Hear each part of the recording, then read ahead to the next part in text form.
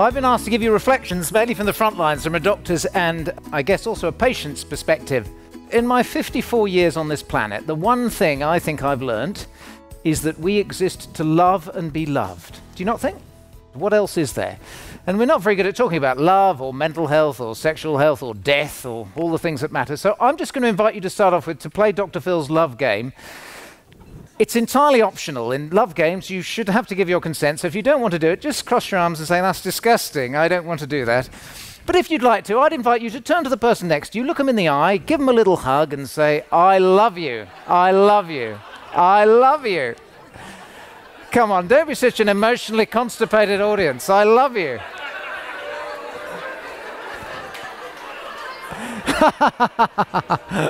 Do your emails. Go on. Okay. That's better. The reason... That's very nice. Well done.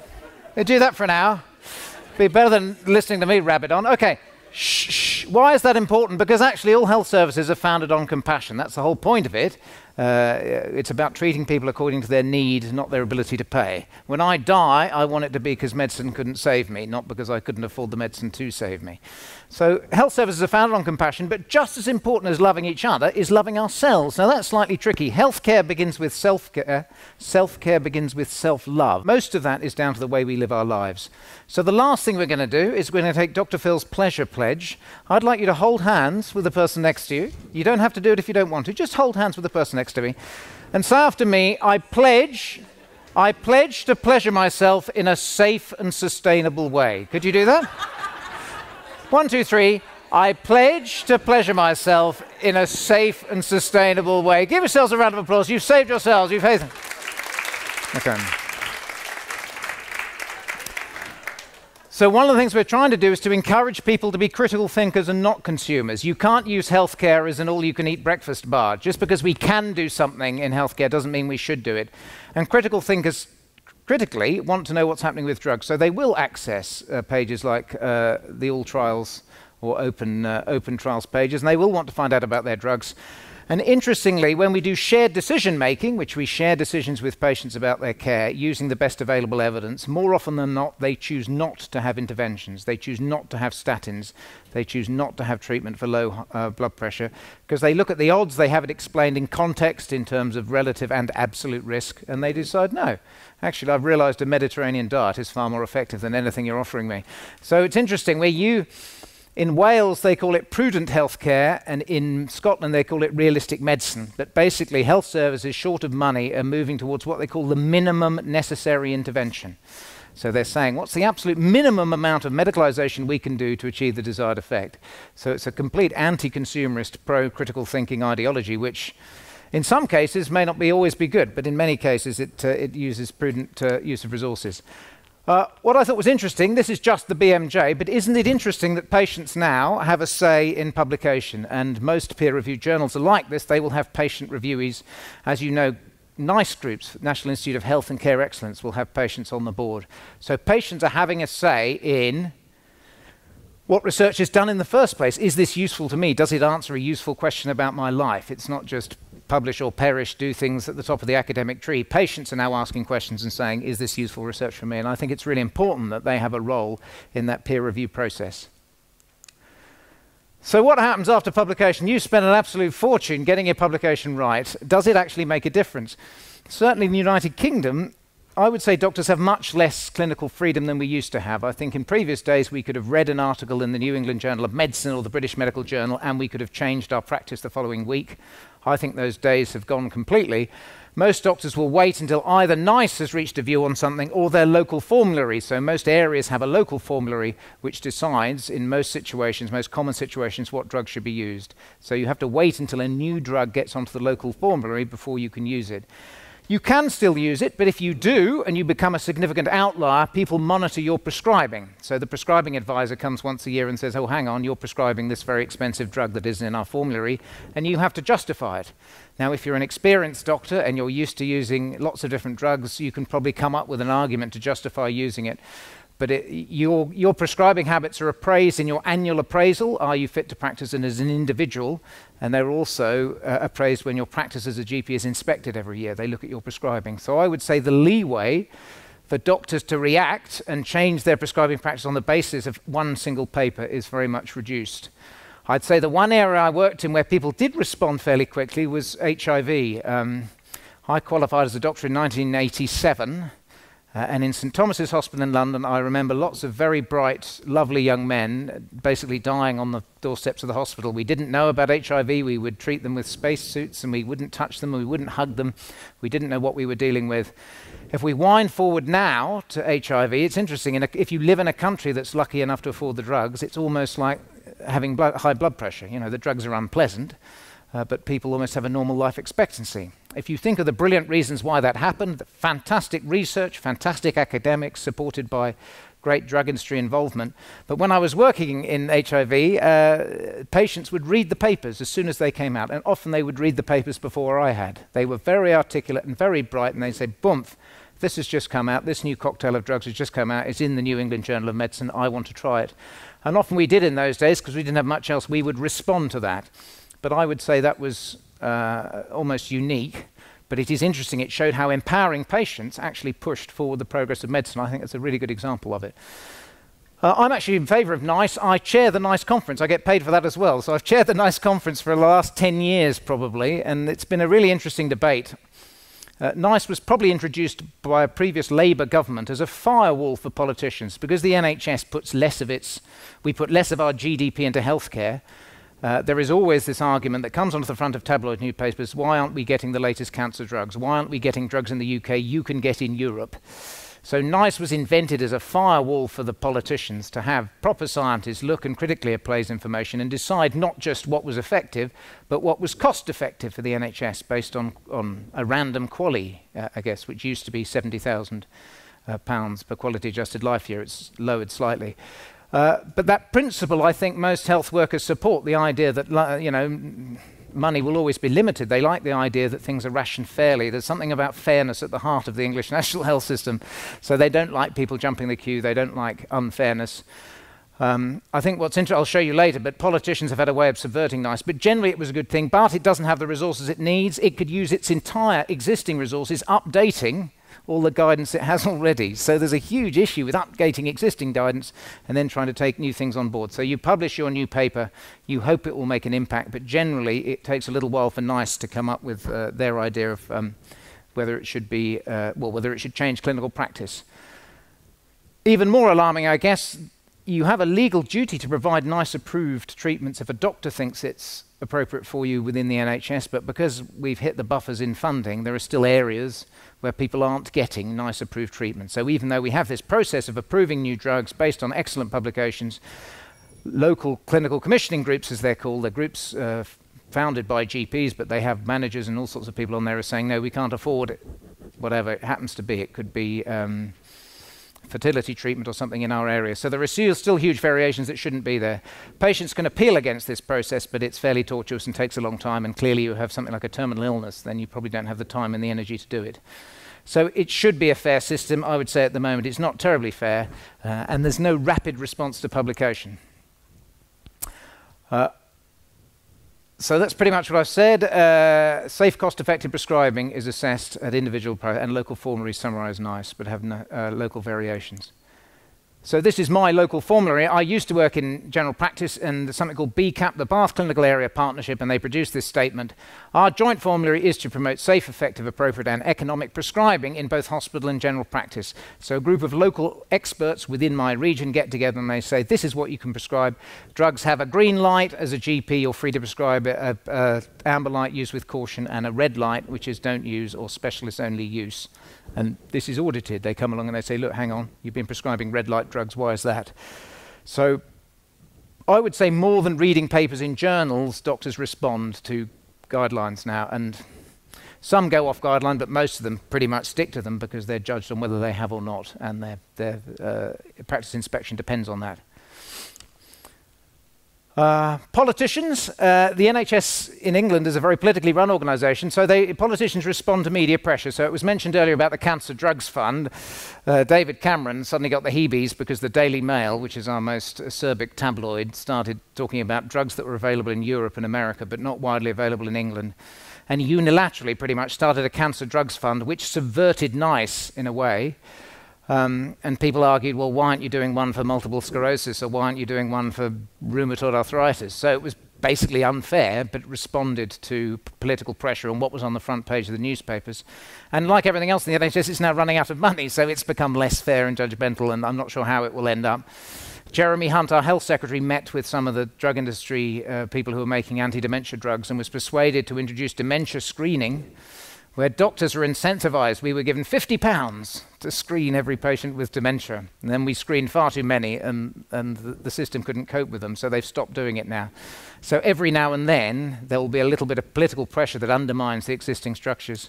Doctors are deeply resentful of political interference in the NHS, and are certain wary of market forces. But I would say that we're all human. What we've learned today is that problems exist in the drug industry because problems exist in academia. We're all capable of self-interested decision-making. Generally, most of us respond to money. Even if it's only €5, you'll always find someone desperate to win just €5. Imagine if it had been €100, what sort of questions we'd have been getting. So we're all guilty of that. Okay. Interesting, as I said, there's a rise of lifestyle prescribing. So now, when you're producing a drug, we don't just want your wonderful new drug for heart disease. We want a whole lifestyle package that'll get people physically healthier and eating better, because we know often the lifestyle interventions are better and more effective than drug itself. So drug plus lifestyle. So instead of just, ooh, this paper does that, we want interventions that aren't just narrow, randomized controlled trials in patients who aren't actually going to be taking the tablet. We want real-life data in real-life situations. For patients who can, accurately reflect what's going on in the real life. I personally think, from a moral point of view, if you're lucky enough to be healthy, you almost have a responsibility to remain so. And that's particularly in a state system where every day I don't need to use the NHS, somebody else benefits. And people, the reason the British like their National Health Service is they like that sense of collaboration, the fact that if I keep myself healthy, then the money can go to someone who's much less luckier than I am. And that's what keeps it all together. But we're having problems with that, particularly with obesity now, which has almost overtaken smoking. The number of seriously overweight people in the world now exceeds the number of seriously underweight. And that's a real issue because that's having huge health implications. And this idea of self-responsibility is really important. So always think, can your drug outperform good diet and exercise? And how can you help to combine lifestyle prescribing with real prescribing? I think that's important too. So I argue for a B-Day revolution from the bottom up. Interesting thing is never lose sight of the person. So this is another interesting thing, is that although randomized controlled trials lump lots of people together as if they're all the same, actually you're prescribing for an individual, has different values and passions that you do. So you can't make assumptions on the basis of what they would want. You have to offer them choices. And the bottom line is that all health interventions should either improve the quality or the length of somebody's life, preferably both. Just improving the length of someone's life but not helping the quality isn't great. But that's a really interesting question to ask. And there are different ways of looking at this. But ultimately, patients often ask now, what's most likely to happen if we did nothing? What's most likely to happen if we just wait and see? What's most likely to happen if I just ate better and took a bit of exercise? Will the drug make a huge amount of difference on top of that? And those are really interesting discussions, but you can't really have them in 10 minutes. We have these little blocks of 10-minute consultations in medicine, and we don't really have time to have the level of conversation we should be having. So if a patient brings in a front page of a newspaper based on some new research that's been published that day, it's very difficult to get to the bottom of it in 10 minutes. And some doctors get quite resentful. I don't mind it. I think it's good that people should be reading things and bringing it in, but we often don't have the time to go into it properly. So often I say to patients, you don't have to make a decision today about whether you need to be on a drug for life. There's quite good evidence that if you give people shared decision aids to take away and to read about, and they can read about the latest research, have a think about it, come back and see us in a week's time, you get much better decisions, and the patients who choose to have the drug are far more likely to have it. So not rushing decisions, I think, is really important. And remember that care has to be tailored to people's goals as well as their genes. Very rarely in medicine do doctors ask patients, what are your goals? You do it in coaching, you do it in social care, you do it in just about in your annual appraisal, you do it in just about every area of your life. We over-medicalize, we get very narrow clinical targets. Don't ask people what their goals are. We never ask patients what is it they want to achieve in their one wild and precious life. Really important questions, and until you know people's goals, it's very hard to tailor treatment to it. Okay, so healthcare begins with self-care, a bit of self-love. We talked about doing some self-work, finding out what your values and passions are, what you want to do with your one wild and precious life, how to be kind to your mind. A lot of us suffer. Who would say they work too hard? Workaholism, I think, is as bad for you as alcoholism and other addictions. We're really bad and we don't take our foot off the wheel, and you need that time to relax and recover as well as to sleep. And some people do mindfulness. And who does mindfulness? Anyone do meditation? Who's got a dog? A dog. A dog is better for you than, in 90% of situations, you're better off with a dog than a doctor. I can guarantee you that. Fact. It'll be published somewhere. I'll find you the reference later. In 90% of situations, better off with a dog than a doctor. Okay, here we go. People are different, remember? Trials based on lumping everyone together must be interpreted for individuals. Over-medicalization has a poor evidence base. I was doing repeat prescriptions last time I was in general practice, and quite an elderly population. There's this huge pile of prescriptions that have to be signed that you don't have time to read. You have 10 minutes to sign all these, and you just sign them without reading them. Half the patients you've never met before, some of the drugs you may not have heard of. The only thing that keeps it safe is the computer. The computer is the only thing that spots dangerous drug interactions in general practice. I always say, if you ever go into your GP practice and the computers aren't working, get out of there now. It's the most dangerous place in the world. But I had one day, and I had time to actually go and read all the prescriptions. And I thought, I want to find the person in my repeat prescriptions on the most tablets. I found a woman of 82 on 28 tablets a day. So she's on statins, she's on blood pressure pills, pills for diabetes, pills for osteoporosis, pills for osteoarthritis. She's on 17 tablets for the obsessive-compulsive disorder she's developed since taking all her other tablets. And she's on warfarin.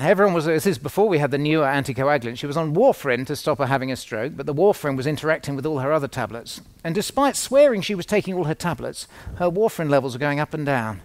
So I did a home visit, and it turns out she got so confused taking 28 tablets a day that at the beginning of the month, she emptied them all into one big basket, took out 28 at random each day.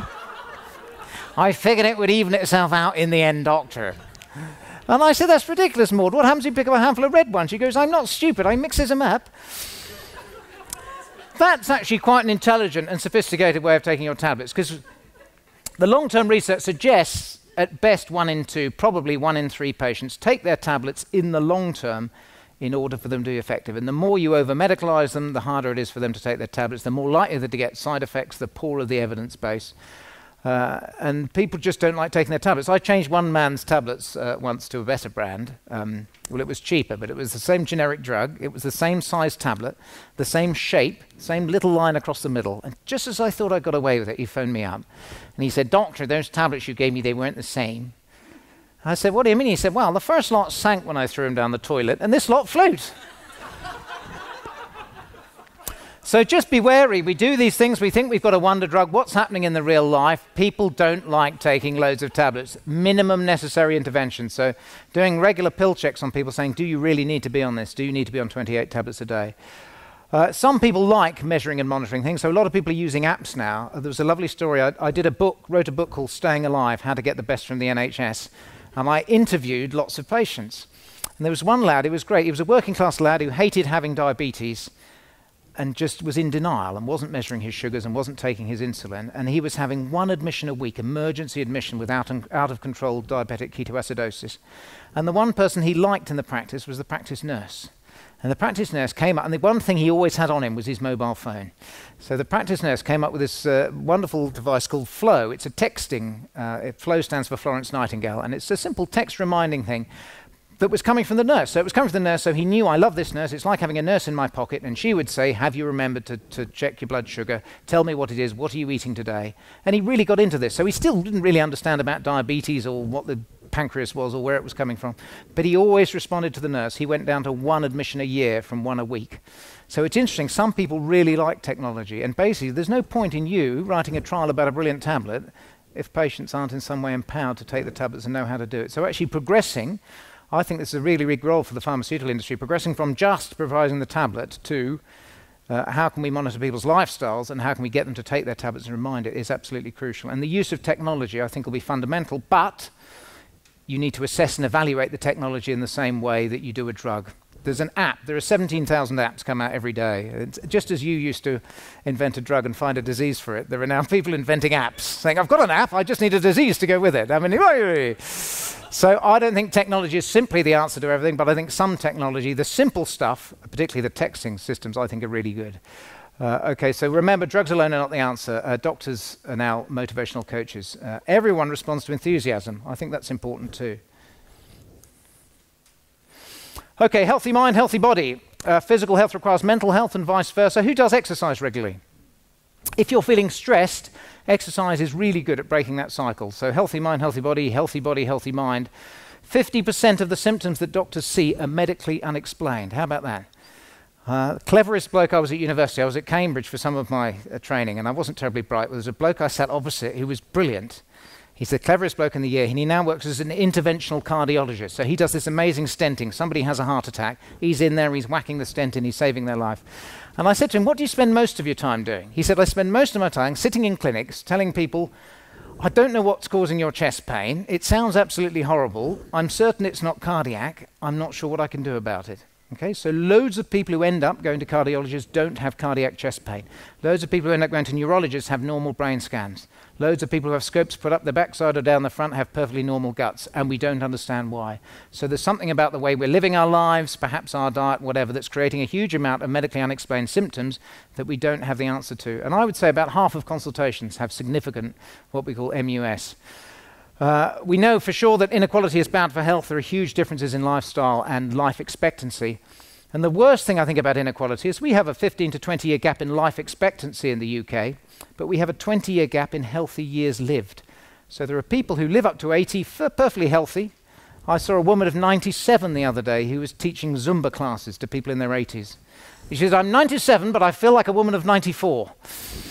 And she had piercing blue eyes, and she's one of the lucky ones. She went through the war, she learned about fasting, she doesn't eat huge amounts, she's perfectly healthy, and she will just go like that probably.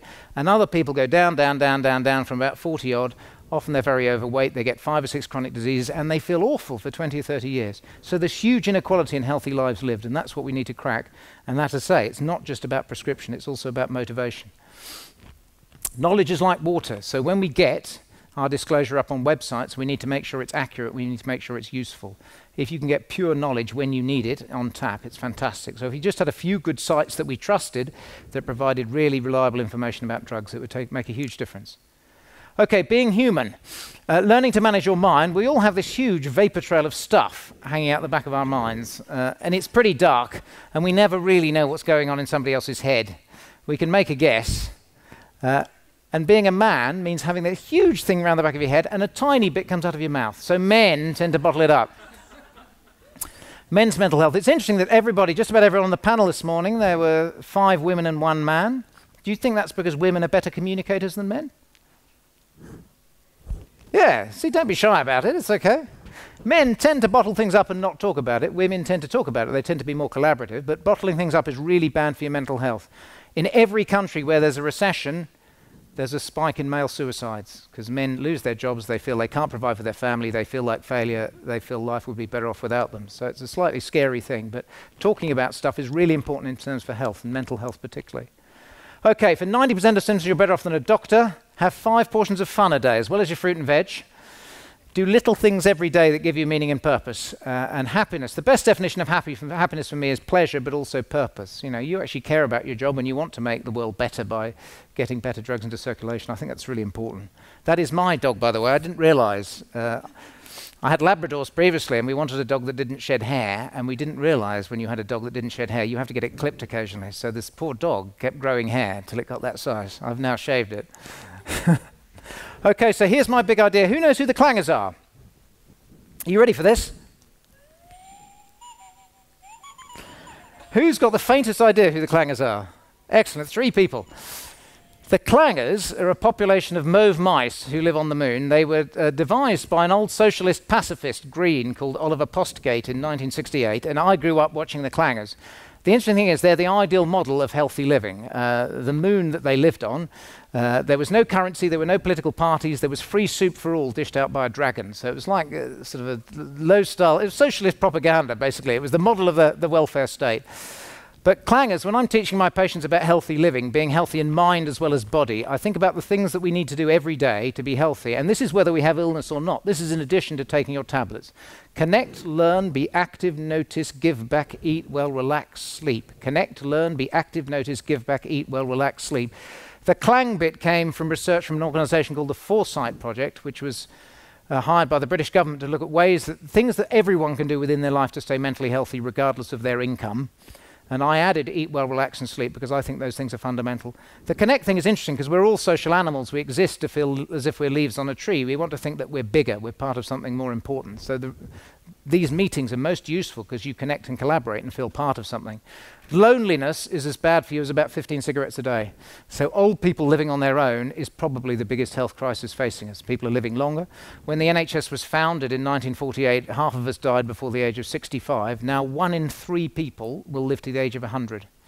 The person who lives to 150 has already been born. I don't think it's you, Bryce, but it could be. We don't know. Probably living in Japan. So the point is, people are living up and up and up and up and up and up, but not necessarily happy. The learning is, it's really interesting. I learned today that countries that both have a McDonald's have never gone to war together. That might be nonsense, but I think I've learned that today. I'm going to check it when I get home. The other thing I learned brilliantly, I was at Glasgow the other day, and I was talking about how we all lie. Politicians lie for a living, comedians lie for laughs, but actually we all lie to preserve ourselves. And she said there are some capuchin monkeys in Glasgow Zoo, and they've learned that they have a language for food. So they talk to each other and they have their own language. And they've done some research, and if one of the monkeys is outside and all the others are in the enclosure, and they bring some mango out to the monkey, and mango is a real treat. They don't get fruit very often, it's a real treat. So the monkey gets mango and he shouts cabbage to the other monkeys. And the other monkeys go, oh, cabbage, I'm not coming outside for cabbage.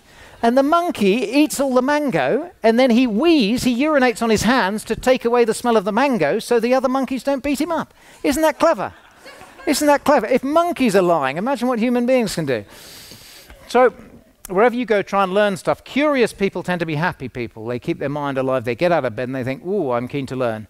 Being active, your 5 portions of fun a day, including physical activity. Physical activity is as good for you as any statin or high blood pressure pill, as is the Mediterranean diet. If you combine those two together, you get far more benefit.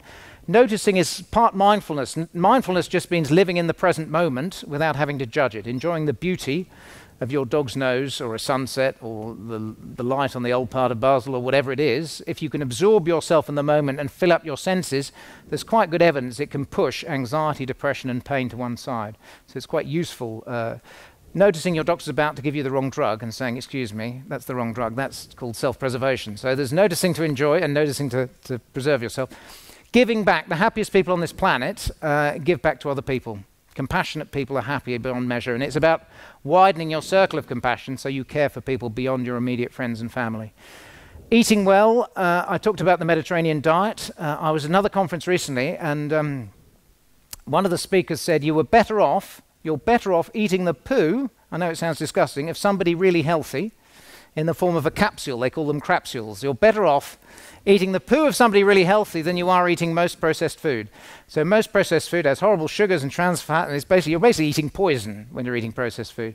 They talk about your microbiome. These trillions of bugs in your gut are absolutely crucial for your health. There are trillions of them. They all speak to each other. They have conversations. And your gut is like a garden. It likes diversity. It likes plants more than crisps and things. And it likes a variety of them. And actually, the Mediterranean diet, as I say, has massive impact. If you've already had a heart attack, it has a massive impact on keeping you healthy. Relaxing, we talked about relaxing. I used to have an Australian Uncle Ron. Uncle Ron used to have a sitting room that was just for sitting. And it had no screens in it. And Uncle Ron had come at the end of the day, and he'd sit in the sitting room, and we'd hear him laughing to himself. And we used to think, what a mad old bugger, what's he doing?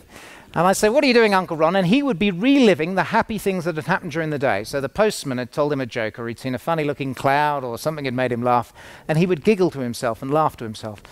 And I used to think he was mad, but we've since learnt through positive psychology that your brain continues to develop every day. So we used to think your brain developed in the womb and then up to about the age of 2.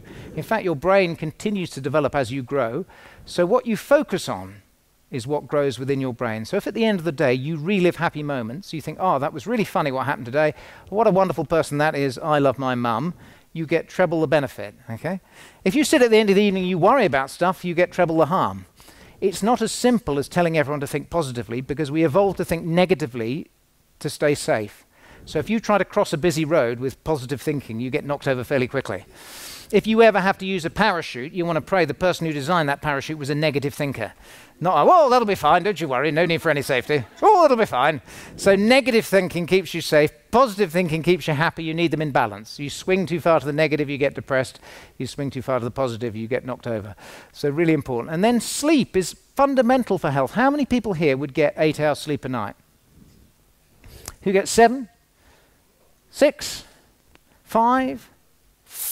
You're pushing it a bit there. Sleep deprivation is as bad for you as any. We used to kill people with sleep deprivation. It used to be a torture, and then we tried it with junior doctors, and they didn't like it.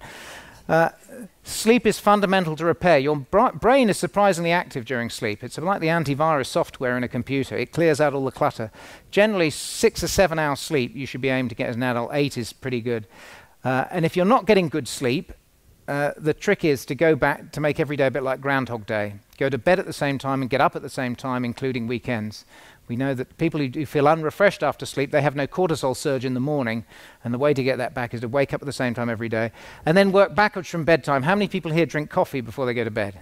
Or have fizzy drinks? So caffeine stops you sleeping. How many people here take their phone or iPad to bed with them? Yeah, that's the worst. The trouble is there are 2 things wrong with taking your phone to bed. The first thing is you go on Snapchat, and you see, oh, look, Wayne's going out with Marlene or something. And you think, that's exciting. Wayne's going out with Marlene. Wayne and Marlene. You get very excited about that. And then you shine blue light in your face, which leads to a very clever hormone cascade that releases of cortisol and wakes you up. So if you look at your phone at night, you'll wake up. So simply by cutting out caffeine, cutting out fizzy drinks, which contain a huge amount of caffeine, chocolate has caffeine in it, and sorting out your sleep makes a huge difference. And I find with my patients with chronic fatigue, so even when you're ill, connecting with the team around you, learning as much as you possibly can about your illness, being active in management of your illness, noticing symptoms and changes in symptoms, giving feedback to other health professionals and to the staff around you, the same model works. So clangers works when you're well. Clangers also works under stress. Clangers works when you're ill. And it's a really good model of what patients want. So they want information, but they also want motivation and coaching about how to make the best use of that information. So there you go. There's clangers, helps you survive and thrive when you're ill. Connect with your healthcare team, patients. Charities, we mentioned charities earlier. Charities are brilliant. So of all the patients I interviewed for my book, so many of them said, I suddenly got Crohn's disease, I didn't know what it was, I went into a self-help room or a chat room, and I met some really nice people. And what's interesting is we as doctors, and you in the industry, are so worried about data confidentiality. Oh my golly, data confidentiality. Patients happily share their stuff all over the place. They're only too willing to help other patients because they get benefit from it if you give back to other patients. So there are patients buddying up with diabetes, with chronic obstructive pulmonary disease, and they're both getting benefit from helping each other. And I found that a huge, when I first trained as a doctor, we wouldn't routinely tell patients if they had cancer. Probably 1 in 3 patients we didn't tell. We didn't tell people if they had motor neuron disease or multiple sclerosis because we thought they didn't want to know and we couldn't do anything about it.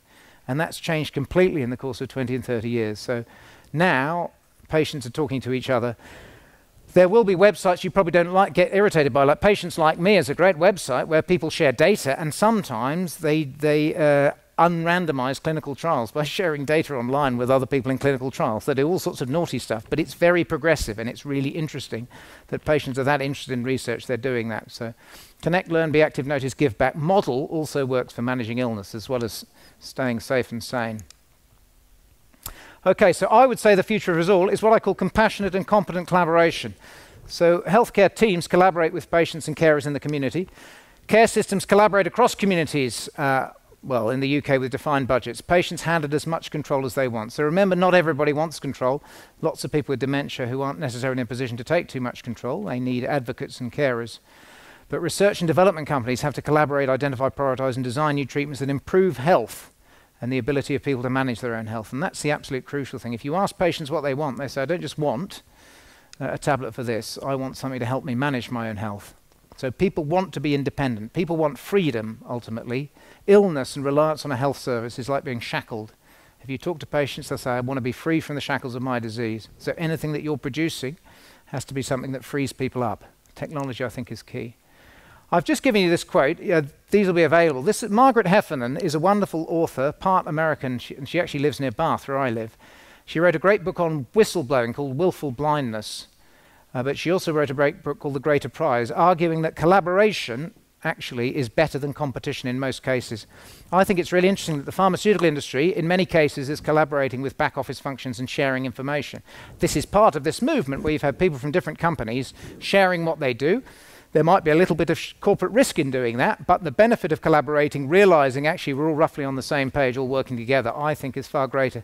And the thing I like about collaboration is that it invites constructive challenge. So in collaboration, you bring your best to the table, but you know when you're innovating, often you're going to fail. The drug industry knows that more than anything.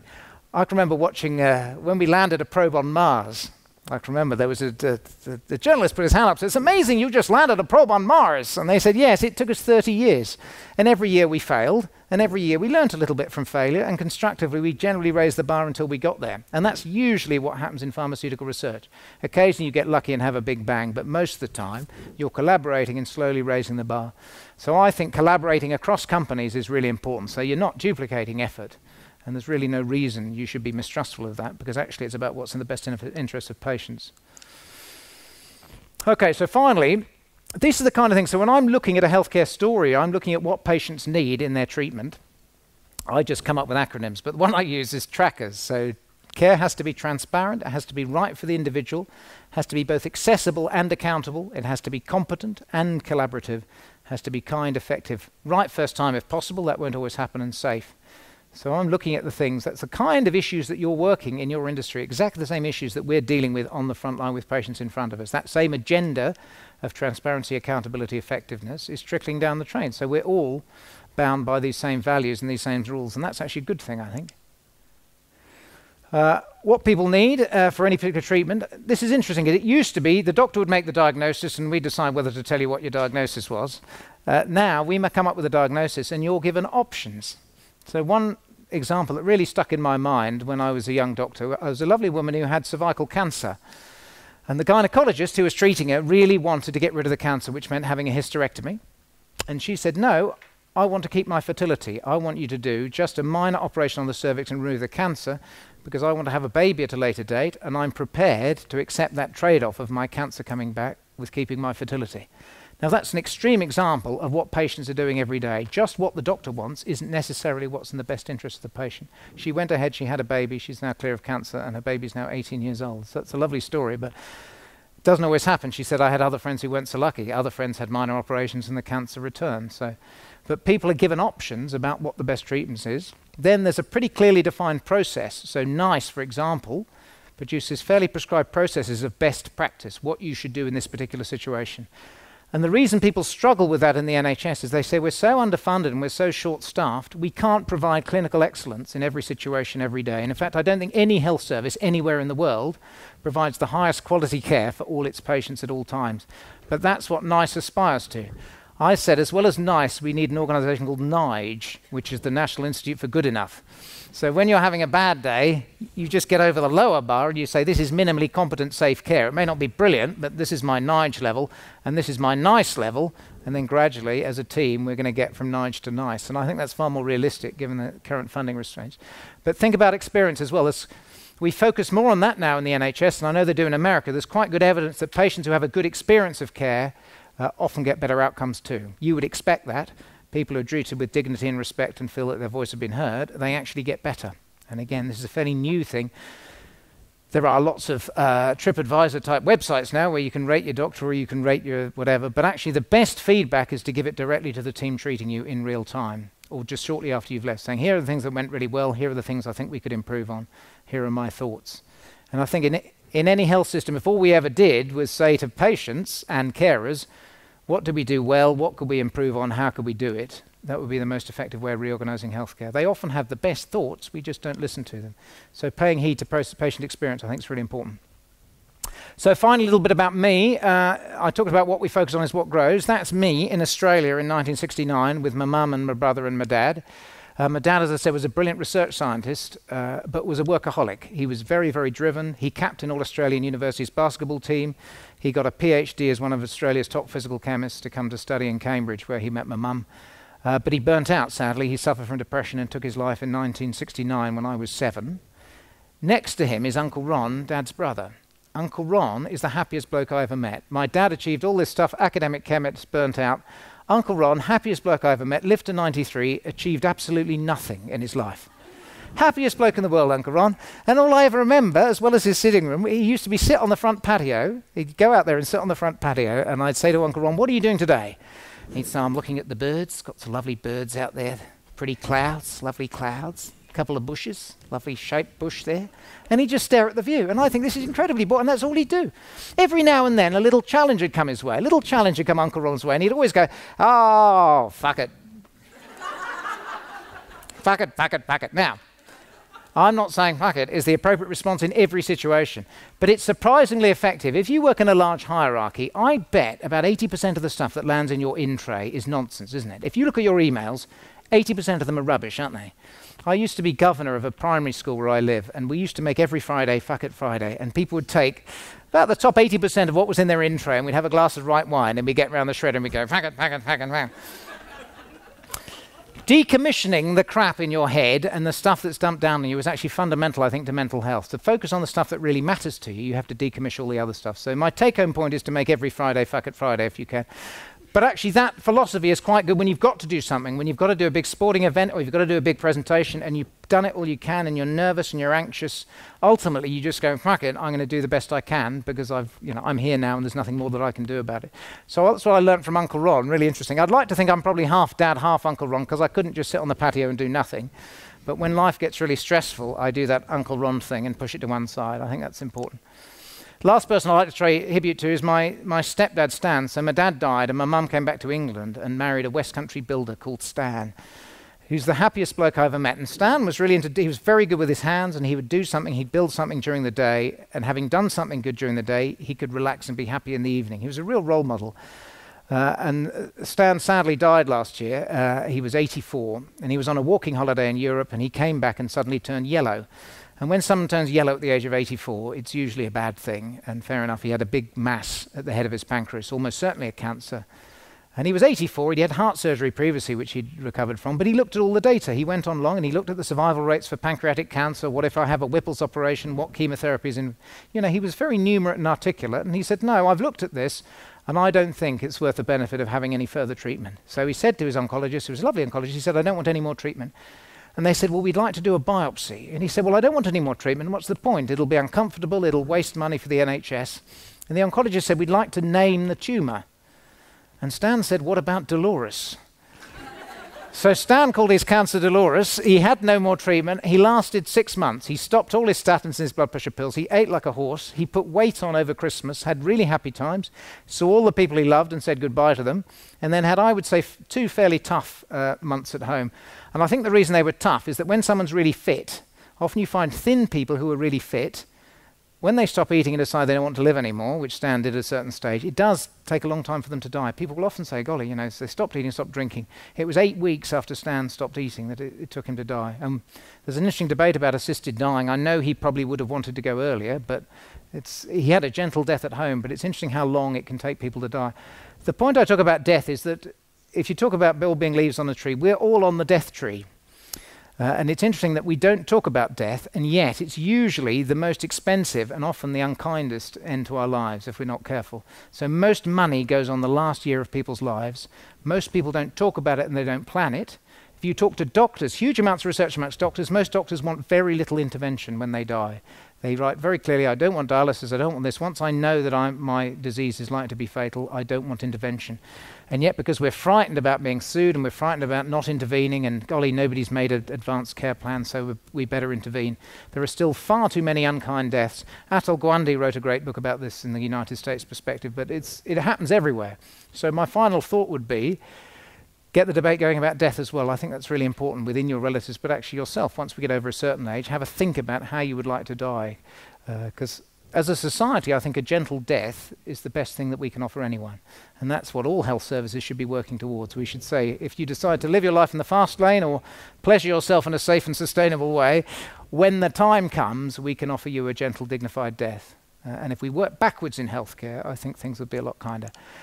So finally, this is me. The book is called Staying Alive. If anyone wants to come to the Edinburgh Fringe, I'm doing 2 shows at the Edinburgh Fringe this year, so I earn a lot of my living out of doing comedy for the public. One is called Life and Death, but mainly death.